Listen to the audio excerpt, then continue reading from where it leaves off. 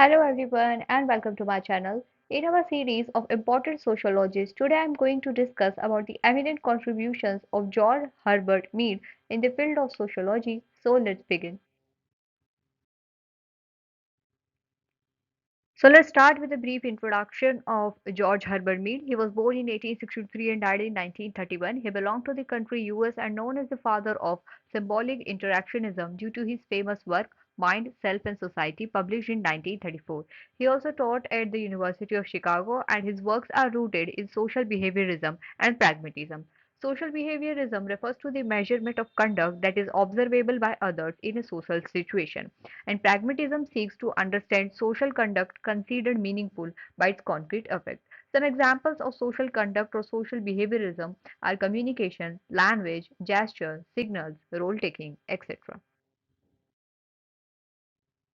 Let's start with his eminent concept of social interactionism. So, he laid down the foundations of social interactionism in his book Mind, Self, and Society, published in 1934, and also in his lectures at Chicago School of Sociology. According to Herbert Mead, symbolic interactionism is a theory which argues that individual actions as well as society at large are built on symbols and their collective interpretation.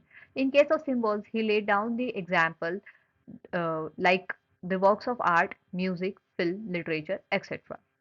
In the early 20th century, symbolic interactionism made a strong counter-argument to the belief that people were the way they were due to biology. Instead, it highlighted how our thoughts, behaviors, and sense of identity are collectively formed through the interactions we have with others around us. The concept of symbolic interactionism later be an effective argument against functionalism, which saw all individual behaviors as practical, rational, and purposeful. It is important to note that symbolic interactionism is a micro-theory. It means our norms, values, and beliefs are shaped by small interactions, that is, from the bottom up. Some influence of symbolic interactionism include Irving Goffman's work on stigma, Howard Baker's labeling theory, Anselm L. Strauss's work on grounded theory, Albert K. Cohen and the role of subculture, and Talcott Parsons' concept of sick role.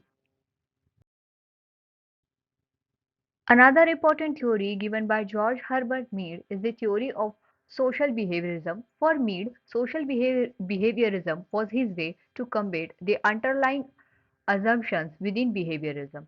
Mead was interested in the role of communication in explaining social acts. For Mead, what makes human distinct from other species is our ability to put ourselves in other people's shoes. The consideration of others shape our behavior, and hence he coined the term social behaviorism. He also gave the term the definition of the situation in this theory, which refers to the ability of humans to make meanings while communicating. There are there are four ways actually to do so. Language, for example, English, French, Spanish, etc. Gestures, that is body language, like thumbs up, salute, handshake, etc. Communication, like verbal and non-verbal cues, listening and speaking. Role taking, that is pretending to be others, like doctor, teacher, or astronaut.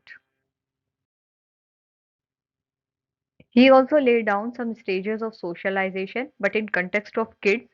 First of all, according to George Herbert Mead, socialization refers to the process whereby people learn to conform to social norms and values of society. And the three stages of socialization, according to Mead, are the imitation stage, the play stage, and the game stage. The imitation stage occurs in the children between 0 to 3 years, in which they imitate what they see in others. In the play stage, which occurs in children between 3 to 5 years, they pretend to be others through role play and they learn social clues. The third stage is the game stage, which occurs in the children aged 5 to 9 years, in which they involve in organized games like cricket, football, etc., and gains understanding of rules. They also start to understand complex relationships. George Herbert Mead also laid down the concept of I and me. So he argued that both are part of how we view ourselves, and these are complementary but separate parts of our sense of self. Uh, According to his sense of me, It is the reflection of our attitudes, expectations, and behaviors that have been shaped by interactions with others. It is also a reflection of habits we have formed over time. And in case of sense of I, it is the part of us that reflects on our past experiences and makes self-conscious decision. It makes us an individual different from others. So that's all about the contributions of George Herbert Mead. If you really like the content, then please like the video, subscribe my channel, and see you in the next video.